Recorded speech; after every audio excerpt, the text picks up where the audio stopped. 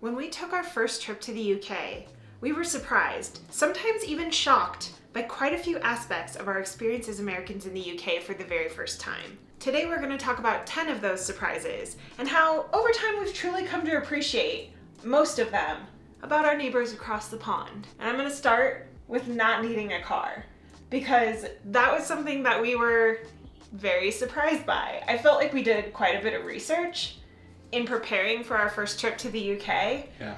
And when we planned it, I don't know, we're so American, I just assumed you needed a car. And that's not the case. You can get around so much easier with public transportation in the UK than you can in the US. If you were planning a trip to the UK, you may not want to have a car because you have to drive on the opposite side of the road that you're used to, potentially. Here we go. You're doing it. I am! You're good. It's weird, but it's wow. And the roads are very narrow and can be kind of scary and intimidating. You don't need a car, and we learned that the second trip. We didn't rent a car at all, and it was lovely to travel by train everywhere. I think the aspect of having the car the first trip was nice, but also you don't really need it. Like you said, the train system is just really good there. It's so much better than America. Granted, it's much smaller to cover that area, but trains go to most major cities, and then even smaller cities have a decent bus line, it seems like, too. Yeah. Besides being more walkable than a lot of our cities are. Yeah, there are very few places where I felt having a car was preferable to not having a car. It is kind of funny to look back on that first time that we went and just how, without even thinking about it, I just booked us a car because I was like, well, we're gonna take a road trip. That's what you do, right? I should also mention that these are by no means in order of importance. Although, number one, I did reserve for the immediate shock that I experienced from the moment that we stepped into Heathrow Airport. I feel like it was the first thing that I noticed. I don't know, it still blows my mind, so we'll continue on. Number 9. I mean, we kind of already discussed this, but the narrow roads, I mean, we've talked about it a lot. It can be very intimidating to drive on roads that are, you know, hundreds if not thousands of years old compared to our big wide roads in America. But I think one of the things that surprised us even more from the experience, because I think you kind of know that going into it, but I was very surprised at how difficult parking can be. Yeah, there's not very much free parking at all. Pretty much anywhere you go, you're going to have to go to a pay lot to park your car. At least doing touristic things like we have done, and I think maybe that speaks to our experience traveling, is that we were going to places that are popular destinations to travel to. And so, yeah, car parks are difficult. The spaces can be very narrow because they're trying to pack as many cars as they can into these small little car parks. It can be very intimidating to not only try to find parking, but to, you know, not have to pay at least £1 or £2 everywhere you go, which it's not the worst thing, you just have to prepare for it, which we were not. There is a lot more free parking in the US. There is, and I would say if you are going and renting a car, or you have a car there, get change. Get like pound coins, because a lot of them that even took credit cards didn't work very well. That's true. We would go to a car park in a pretty remote area, and it would be like 7 people standing around holding their phone up trying to get a signal so that they could pay for parking. So you can't avoid that if you have actual cash. Change. Yeah. Number 8 would be that I think American travelers and just kind of international travelers in general do seem to mostly just go to London and call that good when there's so much more to see there. I mean, we love London, but also some of our favorite places are smaller cities and towns and villages there. Yeah, I would say, to layer on what you're saying, one of the things that surprises me about our travels throughout the UK is that we have a lot of people, even within the UK, who tell us that we've been to places that they've never been. And maybe part of that is because, as Americans, things feel so close to us when we're there. Things seem so easily to accomplish, to just stop in these different places. I think that kind of surprised me that more people in the UK don't even travel kind of beyond certain areas. Like, I think a lot of people accomplish the big things, But there's a lot of places that you guys have let us know that you've never been to, and I'm surprised because there are some amazing places in the UK, and they're mostly outside of London. Not that London isn't great, but if you are planning a trip to the UK, as someone who's never been to the UK, do yourself a favor and go at least one other place outside of London. Go to York, go to Cornwall, go to Newcastle. All great places. Yeah, it can be pretty expensive to make a trip to London or to make a trip to Edinburgh. Yeah. When you can have your money goes so much further in somewhere else that isn't as touristic, but still lovely. There are a lot of great places outside of London. So number 7. Yeah. Okay, so here is one that I don't know that we've talked about a lot before, but it is an incredible thing, and I was so surprised to learn about it, especially as Americans. It feels kind of like a weird thing to be able to walk on people's private land, and that is footpaths. British footpaths are an extensive network of these footpaths throughout Britain that basically allow you to walk on private land and just take in all the different kinds of scenery that the different lands offer. One of my favorite memories of exploring the UK, especially when I think about memories that we've shared with our friends, is I treasure the fact that we got to walk through a footpath in Dorset with our friends Jason and Josh. Yeah, we're just in the middle of this field with cows. There was a little spot that had preserved dinosaur footprints, which is just wild. I love that we quite literally have to walk through a field with cows in it to get to where we're going. This is one of the coolest things I think we've done in England so far. It was so amazing. It just was a highlight of the last trip that we took there. That is just so neat. There are so many footpaths like that. I know when we were in Robin Hood's Bay, that is the end of, I think it's called the Coast to Coast footpath that goes all the way to Cumbria, I think is where it connects. It's like 200 miles long or something around that. And I think it would be so fun to plan like a bucket list trip to do something like that. But at the same time, we are not super adventurous, so I'm a little intimidated by the idea of walking 200 miles on a footpath. But maybe you have a suggestion for us for a footpath that we could start with. Maybe you know about some good footpaths that we should check out, because I'm all about them. The thing that is, I think, surprising about footpaths as Americans is that just doesn't seem like something that we would have here. No, I feel like people are very more... No trespassing. Yeah, protective, I guess. Yeah. And I can see why. I mean, people can be disrespectful to people's land here, but I think it would be very cool if we had more footpath kind of things where we could walk through, I don't know, if you're in Utah or Arizona, like the desert. And there are like national parks and state parks that can offer that kind of thing, but it's just so cool that there's so many places you can just go and take a cool footpath in the UK. Yeah, we have some that I would consider kind of similar. Like you can do the one that runs from like Mexico up to BC. I think you'd be hard pressed to convince Americans to make more of them. Yeah. But I am curious, what do you think about footpaths? Because I don't know. I imagine that they are probably well loved by people who use them, but maybe farmers or things don't love it. Maybe their land does get disrespected or something. So you'll have to let us know what you think about footpaths and also which ones we should do in the future. Another thing is being treated like pretty nicely as Americans. People told us that certain cities and stuff, people wouldn't be nice, and I feel like pretty much we had a positive experience everywhere we went. Yeah, I think Americans traveling internationally is a precarious thing because it is known that we are not well liked in certain many areas, places. Yeah, like it's just known that people don't necessarily like Americans as a whole. And so I think it was surprising that I didn't have a single bad experience with anyone anytime. Really? In like the total of 7 months that we spent in the UK. I think we've just had nothing but really lovely experiences. Yeah. This is one that I think is kind of silly, but it also, I mean, it makes sense, and that is hot and cold taps. Have you ever in your life come across a separate hot tap and a separate cold tap in the US, because I can name like maybe Yeah. 3 experiences total. But it's really only a handful of places. Yeah.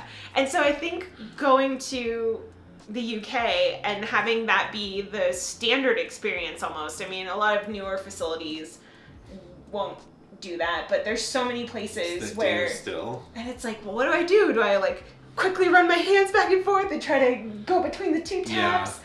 Or do I just use the hot one and hope it doesn't get too hot before I'm done washing my hands? Yeah, it's a very interesting experience as an American that we're not quite used to. And I do get, it makes sense that there are so many. There's a lot of older plumbing. I mean, we experienced, I guess that's another surprise, with showers and things like that. Like, it just, you know, differences. Yeah. Things that you're kind of used to in your day-to-day life, and you travel somewhere else and you're like, huh, that's a little different. And yeah, it was just kind of a surprise. One of those things that I'm sure if someone came here and was like, wow, there's so many taps that aren't hot and cold, I'd be like, I wouldn't think anything of it. But, yeah, that's fair. you know, just those differences that kind of, especially our first trip, really stood out of like, this seems kind of inconvenient. Another thing that was interesting and I guess kind of jarring and definitely different was the first time we went to get some food that wasn't like a quick serve restaurant, that we were finished what we ordered and we're just kind of waiting because the service is different there. We talked about coming back to the US after spending 8 months in Europe in our reverse culture shocks video that we made. I think one of the things that really was a weird adjustment to come back to was just the level of service that you get at restaurants and bars and things like that in the US. And I think on the flip side, the first time that we went to the UK, it was alarmingly weird. It was like, is somebody gonna check on us? What's going on? Like, where's everyone? Where does our server go? And we did. We spent probably 30, 45 minutes just sitting there waiting for them to bring the bill, because that's what they do in the US. We didn't want to be rude and flag someone down and ask for the bill, but then it turns out that that's what you do. That's the customary thing. And I think over time we've come to appreciate the level of service because it doesn't feel fake. It just feels natural. You don't feel rushed by having somebody bring you your bill before you're even done eating. But the first time that we went there, and it took a few times where we were like, gosh, this is just weird. And finally we said something to our friends and they were like, yeah, you gotta ask for the bill. And we didn't know that. We learned that the hard way a few times over. Yeah, I don't even know that I'd call it level of service, because it sounds like the equivalent is kind of lower level.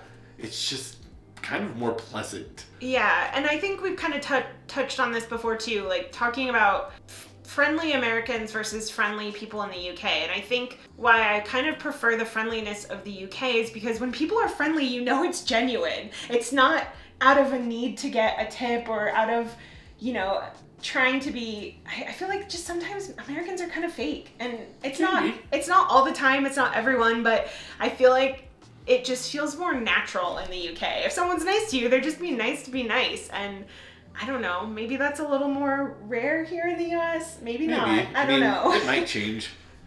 Our pay structure and tipping culture is kind of changing here a little bit. People are getting paid a little better to do those kind of service jobs. So maybe that'll change in the long run. But right now, they are pretty different. Yeah. It just is. It was definitely surprisingly different level of service. And I know a lot of you who have let us know when you've come to the US, it's been the same thing where you're like, why are you guys all up in my business? Please let me eat my meal in peace. And I think we've kind of become a little bit more leaning towards that direction. Yeah. But when we first went to the UK, it was not the case. It was like, what is happening? Where is our server? That was definitely a big surprise. I guess I would tack on to that just the length of time that you could spend in a restaurant too, or a pub. Like, there's no rush to get you out. Yeah. You're just there to have a good time, and gosh, I appreciate that. Thank you for doing that, because sometimes in the US I do feel rushed, and it makes me almost feel guilty, like, oh, I gotta hurry and eat and get out of here because this server needs to make their money. But it is just, yeah, it's one of those differences that I definitely appreciate. The British culture of serving in restaurants and pub culture.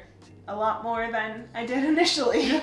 While we are talking about pub culture kind of and food and stuff like that, I would say that the UK portion sizes can be drastically different from the US portion sizes, and probably in a more healthy and just better way. That's something we haven't, I guess, talked about as much. We've covered food a lot on this channel. Yeah. There's a lot of differences in food that make me like the US version of food a little bit less. And portion sizes is, I think, one of them. On the one hand, I think when we first got there, it is a little bit surprising to see a regular portion of food and not have like this huge plate of food that you really don't need to eat. But I don't notice the difference as much now, but I do remember that it was pretty shocking at first. And I feel like, there's exceptions to that. You can find a pretty large, like, fish and chips, something like that. But in general, yeah, they just seem like you guys have more reasonable portion sizes. Yeah.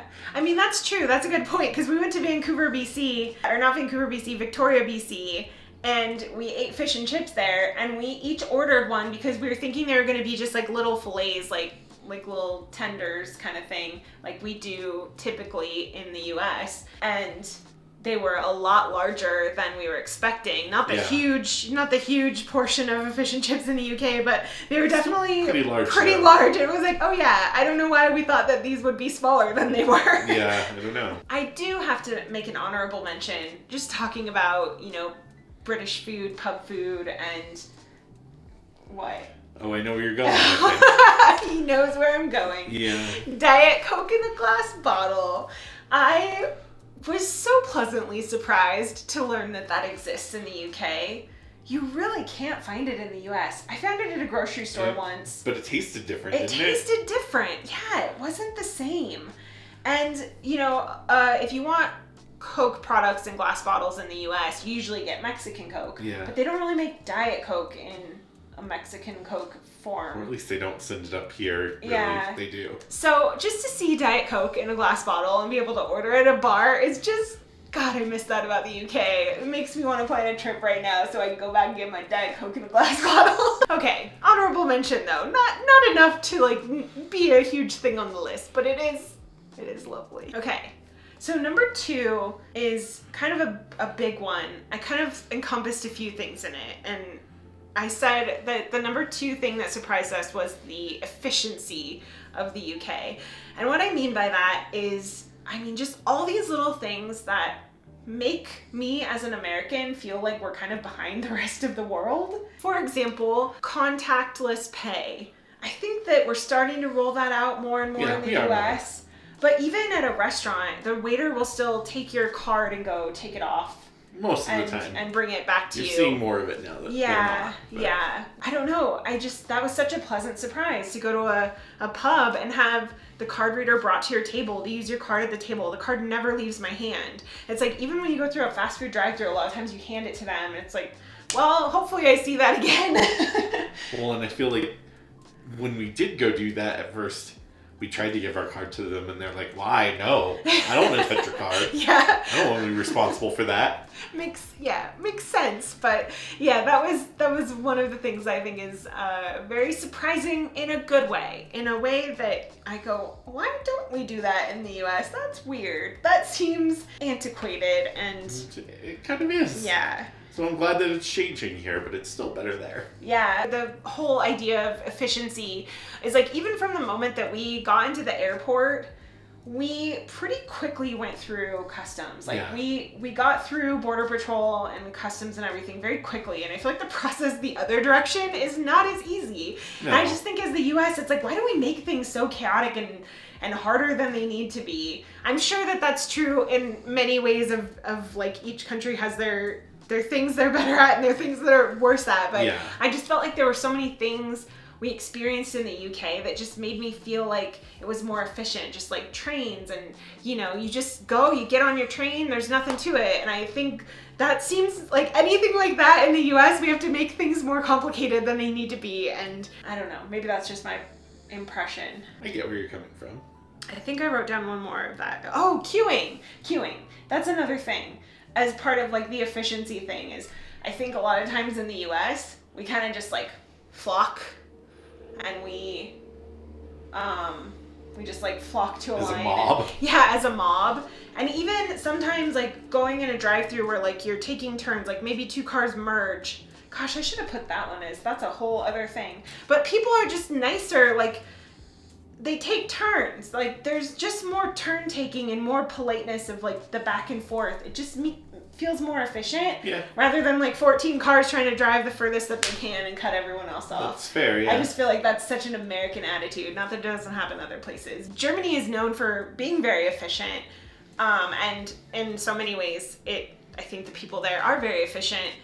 One thing I did notice though is when we went and got on a boat, we were getting on a tour, and as soon as the boat opened, it was just like this mass of people just like in a clump, and it was almost chaotic. It was a popular, busy summer day tour kind of thing. So it kind of made sense, and maybe it was a bunch of tourists, but it was like, oh, this is not the queuing we are used to in the UK. I don't know that I've ever heard the UK being considered efficient, but I do think that there are a lot of things that are very efficient about the UK, especially from an American perspective. If we learned something from our UK friends. Some of y'all love a queue. I get it. Not complaining, just saying. The number one thing that I immediately was surprised by from the moment that we set foot into Heathrow Airport and basically throughout the rest of our travels, I just kept going, oh my gosh, was the bathrooms or the toilets, and how in the US, we have the saddest stalls that you can see through. They're flimsy. I mean, you can see somebody doing their business if you want to, and I don't think we experienced that a single time in the UK. Like, I don't even remember seeing that American style of stall in a bathroom. No. Yeah, it's just, gosh, the little things that you take for granted. I mean, I was so surprised. Like, why are we doing this so wrong in the US? It seems like a simple enough fix, but I understand that it's probably a lot more expensive to construct full doors, solid bathroom area where you can have privacy. It's definitely more cheap and efficient to throw up a flimsy stall. Thing. Yeah, like a cardboard divider, basically. Well, they're metal, but I know. They don't feel a lot better than cardboard, though.